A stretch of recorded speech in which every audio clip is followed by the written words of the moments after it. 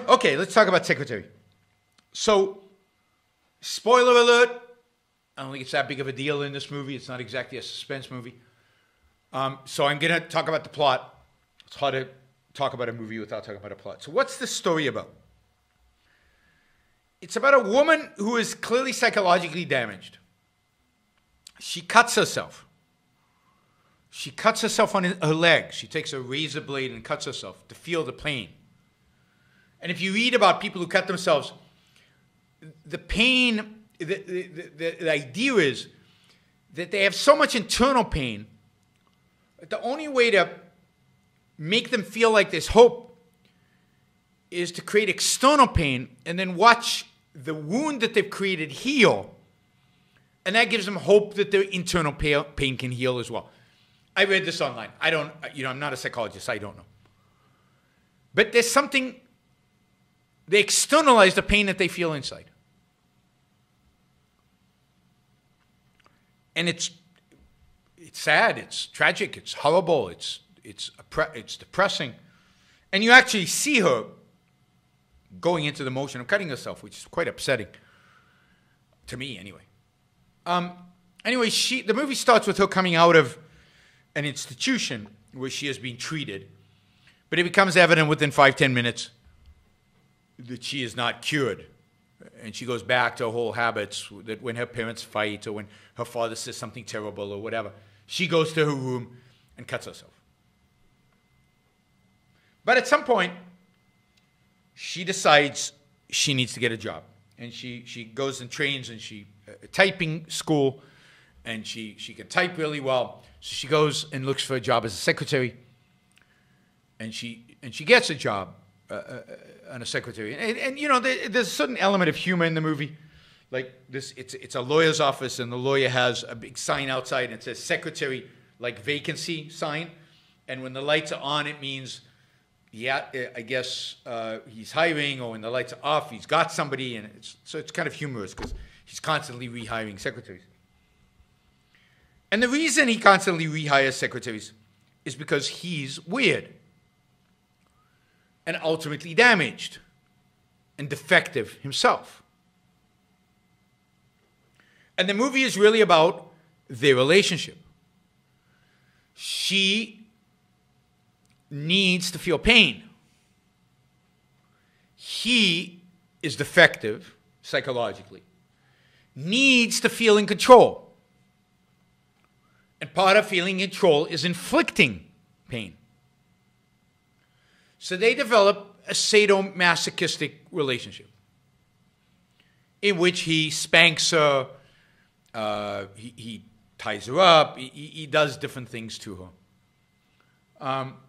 I guess 50 Shades of Grey without 50 or without shades or without or whatever. Much earlier and much less explicit, I think, in the sex at least. And the movie's basically that relationship. She has another relationship with a man, but that's kind of more normal, if you will.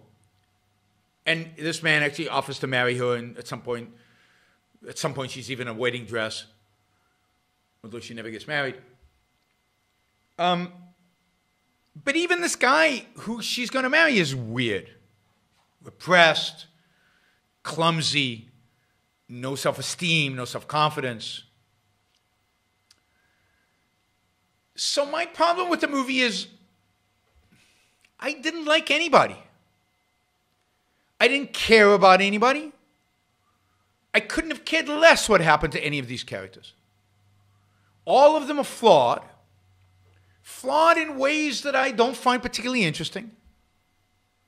Flawed in ways that I can't really learn anything about myself or about other people in particular. The relationship between the lawyer and her is, okay, it's satisfying to the two of them, but in a sick, unhealthy, perverted way. And the movie ends, basically, and this is the theme of the movie, basically, is accepting who they are, accepting the nature of their relationship, and making the most of it. And it's kind of a happy ending because they don't compromise. They stick to them, sadomasochism, and that's the life they're going to live. And they're going to create all kinds of games around it. But that's not happiness. It's not healthy. They both need psychological help. They both need to see a therapist. They both need to rethink their lives. They both need to get out of the shell that they live in. They both need to be healthy.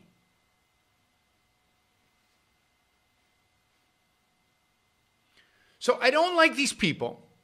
I don't find what they do interesting. I don't want to be in their universe. So basically I found the movie boring. It wasn't sensual, stimulating in that kind of way. It was nothing. It wasn't sexy. It was about a couple of sick people, I guess, dealing with their sickness and living with it. Not overcoming anything. Not fighting for values unless you consider the value their sickness, in a sense. So yeah, she doesn't marry the guy, which would be a compromise. She goes back to the guy who spanks her. Right? That's not a value orientation, not a pro-life value orientation. Not really. Now, there are some good things about the movie, in spite of everything that I said. The movie is beautifully shot, and it's very stylized. It's stylized, it's essentialized. There's no unnecessary stuff in it. It's very focused on this theme of just, in a sense, be yourself, even if you're weird. Just go with it. A complete moral subjectivism. The colors are beautiful. Very, very sharp colors, particularly in the lawyer's office. Not so much in the rest of the world. But in the lawyer's office, life has, where the sadomasochism happens, life perception is sharper, more clear, colors are more vivid. Life is being lived. And in that sense, I'd say the movie is well integrated around the theme. This movie's 2002. It's a 2002 movie. I saw it because somebody paid me $500 to review it. So it's not a movie I would have seen unless somebody paid me to see it. So and generally, if you want me to review a movie, it's $500. I'll comment on movies just in the Q&A, like somebody's asking me about Chocolat and The English Patient. I'll comment on those because I've seen the movies. But if I actually have to see the movie and do a whole review of it like I just did, I'm going to have to, that's $500. Remember, if you want me to do a topic, if you want to tell me a topic I should do a whole show on, that's $1,000. Now, we are doing this thing where you can participate with a group of other people to determine a topic together and get to $1,000. So it doesn't just have to be one individual. I think right now we're doing it where you can contribute $100 to a show. Ultimately, we'll try to reduce it to even at $20 or $50 you can participate in getting to the $1,000. Which reminds me, we're short $190 to get to the $400. And lastly, the acting, I think, is very good. The movie has a whimsical side to it. It's not quite a comedy, but it's definitely whimsical. The actress, Maggie Gillenhall, is very good. She plays it whimsically. She plays it as if she's having fun, as if the character's having fun. The whole idea is she's enjoying the spanking. But she's also plays it with bewilderment.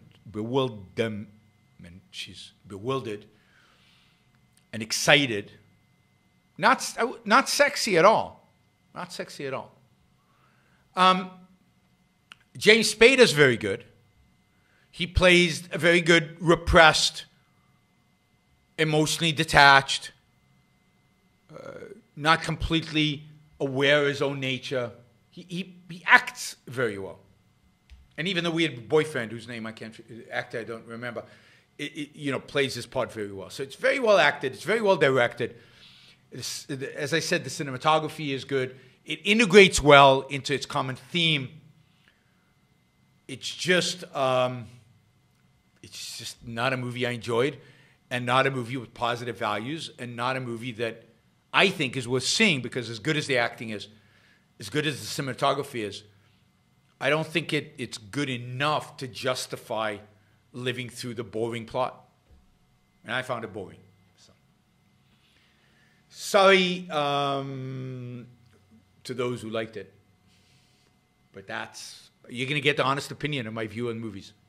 And to begin with, I wonder if I can ask you to capsulize. I know this is difficult.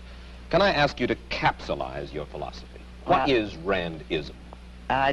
First of all, I do not call it Randism, and I don't like that name. I call it objectivism. All right. Meaning a philosophy based on objective reality. Now let me explain it as briefly as I can. First, my philosophy is based on the concept that reality exists as an objective absolute. That man's mind, reason, is his means of perceiving it. And that man needs a rational morality. I am primarily the creator of a new code of morality which has so far been believed impossible, namely a morality not based on faith. On faith? Not on faith, not on arbitrary whim, not on emotion, not on arbitrary edict, mystical or social, but on reason. A morality which can be proved by means of logic, which can be demonstrated to be true and necessary. All right.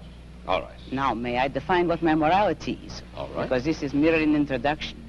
My morality is based on man's life as a standard of value. And since man's mind is his basic means of survival, I hold that if man wants to live on earth and to live as a human being, he has to hold reason as an absolute, by which I mean that he has to hold reason as his only guide to action, and that he must live by the independent judgment of his own mind, that his highest moral purpose is the achievement of his own happiness, and that he must not force other people, nor accept their right to force him, that each man must live as an end in himself and follow his own rational self-interest. May I? All right, before we go on, reminder, please like the show. We've got 163 live listeners right now, 30 likes. That should be at least 100. I figure at least 100 of you actually like the show. Maybe there are like 60 of the Matthews out there who hate it. But at least the people who are liking it, I want to see a thumbs up. There you go. Start liking it. I want to see that go to 100. All it takes is a click of a thing, whether you're looking at this. And the likes matter. It's not an issue of my ego. It's an issue of the algorithm. The more you like something, the more the algorithm likes it. So, and if you don't like the show, give it a thumbs down. Let's see your actual views being reflected in the likes. But if you like it, don't just sit there. Help get the show promoted. Of course, you should also share. And you can support the show at JeronBrooksShow.com/support, or on Patreon or Subscribestar or Locals, and show your support for the work, for the value hopefully you're receiving from this. And of course, don't forget, if you're not a subscriber, even if you just come here to troll, or even if you're here like Matthew to defend Marx, then you should subscribe, because that way you'll know when to show up. You'll know what shows are on, when they're on. You'll get notified, right? So, yes, like, share, subscribe, support. Like, share, subscribe, support. There you go. Easy. Do one or all of those, please.